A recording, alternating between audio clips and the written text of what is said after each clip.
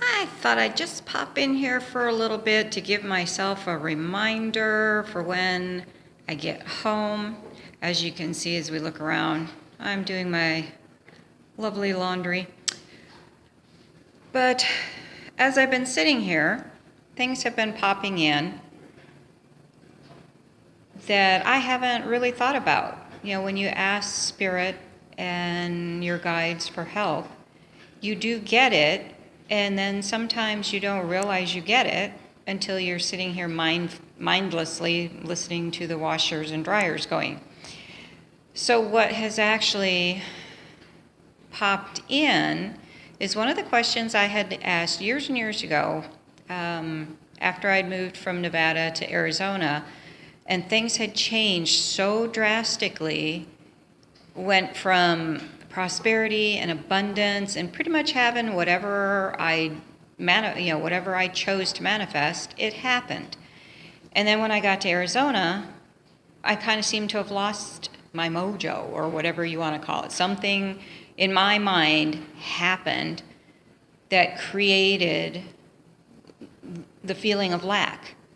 And as I was sitting here just a few minutes ago, these thoughts were popping in because I've been talking to myself and rereading the stuff I had for the shadow self and the shadow part of us, and looking at that shadow part, and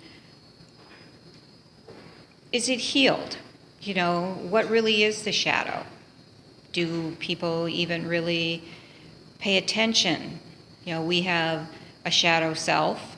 We also have shadow totems and shadow power animals that work with us, and we'll go into that in more detail some other time. But the thoughts that were popping in were lack mentality, because that will stop. And really, if you're not careful, it's very insidious, because you don't really think that you're in a lack mentality. I didn't think I was until the thoughts today started popping in, and they were silly things. It's like, why do you hold on to this? You know, it's broken, it's ripped, it's tore. You can't wear it, so why are you holding on to it? Why don't you just throw it out and get a new one? And my first thought was, because that would mean I'd have to go buy something new, or I can't afford it, or, I can just deal with whatever it is and I'll glue it back together again or sew it back together.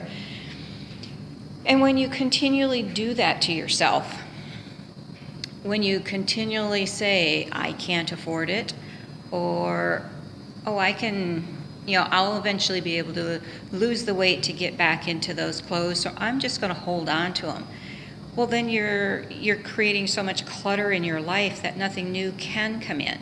If you can't wear something and you've held on to it for now, let's say 20 years, and you still can't wear it, it might be time to let it go so that something better can come in.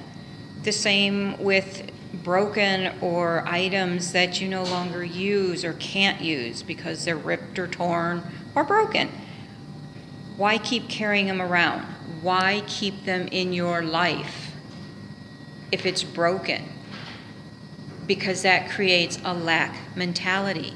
And that's part of what that shadow is. It's part of your being that says, it's not you. It really isn't. It's something that's going on out there,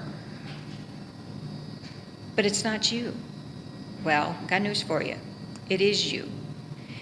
And in another video, I am actually going to go into more detail about the shadow self, and it's a class that my mentor taught, and I went through it, and it was really interesting.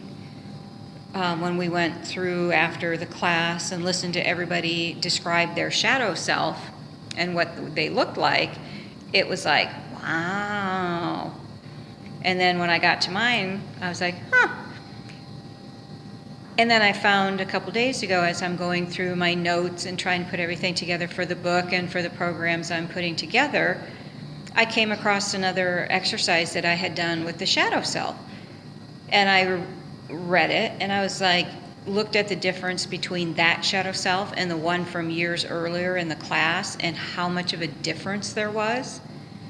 And then I reread it again last night, and that has got the thinking going of, oh, I need to walk my talk, because if I tell my students and the people that work with me that they need to clear their clutter, clear their lives, clear their thoughts, I better best be doing it myself.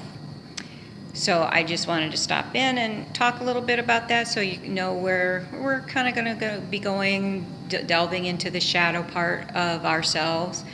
And eventually, as we get into the power animals and the totem animals, we'll also go into the shadow totems that work with us, because they work with us in a different way than a regular power animal does.